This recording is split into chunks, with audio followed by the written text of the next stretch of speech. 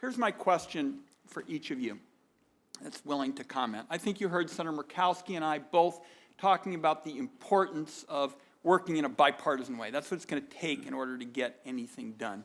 And what I'd like is to, in effect, assess your views on one issue, and that is there a way to a natural gas policy where America can have it all?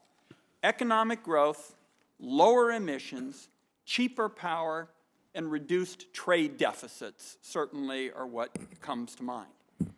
What would each of you recommend that the committee do in order to have it all? In effect, find that sweet spot where we can attain so many of these important objectives to the country. Why don't we start with you, Governor? That's certainly no easy question. Again, I come back to the notion of regulation, appropriate regulation, and my own inclination, obviously being a governor and knowing that there are enough former governors up there, is that the states are the laboratory of democracy, and that we are focusing on how do we create a rigorous set of regulations that will be, I mean, we steal from each other every day. And I think the federal government, Lisa Jackson at EPA, has been a great partner with us in terms of trying to push us further and figure out where those sweet spots are using some of the technical expertise that she has had at her disposal. But I think that that's going to take a certain amount of time, although we should have our full regulatory environment together within by the end of this year. And at that point, we're still doing testing and measuring the air pollution issues and air quality around these large fields, trying to push our large companies to do less trucking back and forth, more pipeline transfers, to convert more of their diesel operations to be fueled with LNG. And one of the large exploration companies, Noble Energy in Colorado, they're based out of Houston, but they are now building their own LNG plant in Colorado so that they can sell it and run these operations in a more clean fashion. See if I can get some others in. Mr. Livers. Yep. Yes, Mr. Chairman, I mentioned the quadruple win. We believe that if the American public benefits and we get the benefit of jobs from exports and domestic manufacturing, America can be an energy and manufacturing superpower. All you have to do is follow the current law, the regulatory regime that exists, which is look at the public interest with each application, take a cautious approach. Our numbers suggest somewhere between 5 and 8 BCF a day should be what we see in this first little while we're in the 5th year of these great energy finds. I think we also have conversations around responsible regulations. We should have responsible supply.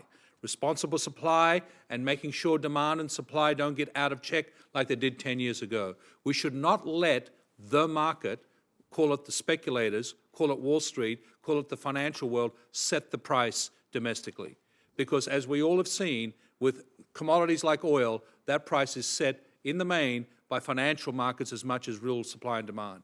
So there is a way to have it all, I believe. Very good. We were just given a reprieve for 15 minutes, so we're going to go to 11:30, then we'll take a break. Mr. Eisenberg.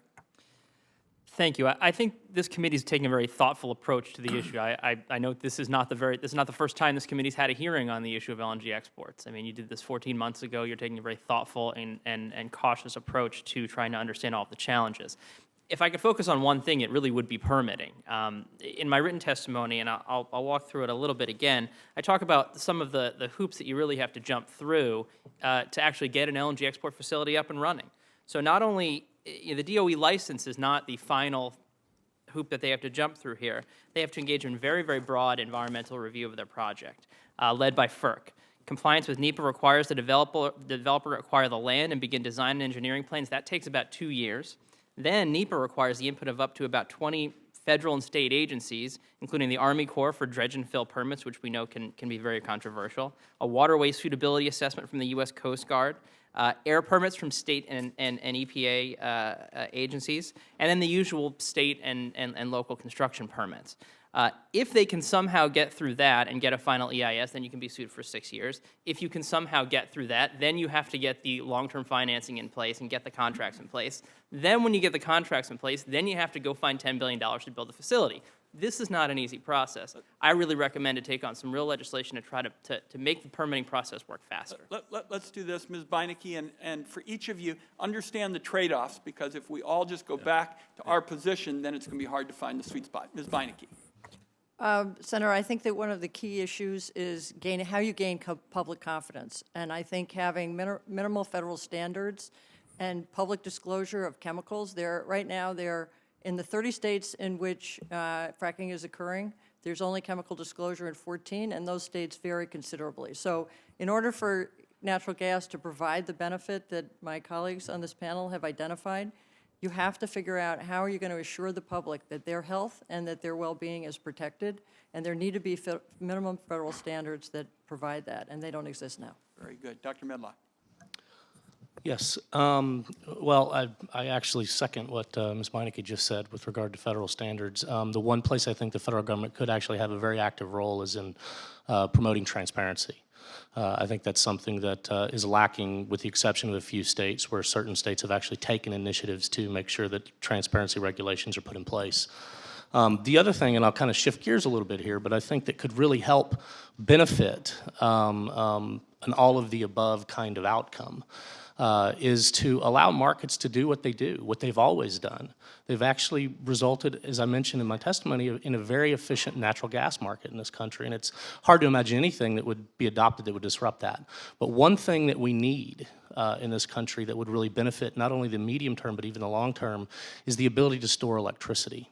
If we get to that point, it actually changes the entire landscape of the energy infrastructure in this country and would convey a lot of benefits associated with renewables, associated with natural gas, associated with nuclear power that we simply can't reap right now. You're spot on storage. I'm over my time. Mr. Gerard, just if you... I'll be brief. The first thing we can do is remember how we got to where we are today. In a very real way, we are today at a sweet spot. We got here because of market conditions, and the free market brought us to the point of $3 gas when it was $14 gas just 4 or 5 years ago. So the worst thing for us to do, and this is where I take strong exception with my good friend Andrew, is to get the government involved in trying to set the price and to control the market. The market will sort this out and find the equilibrium. We will, from that, benefit from improved environment with lower emissions, having low-cost, affordable natural gas. We'll generate 2 million jobs. We'll generate $2.5 trillion in revenue to the federal government, all while finding the opportunity to literally have it both ways in terms of exports and domestic production. Very good.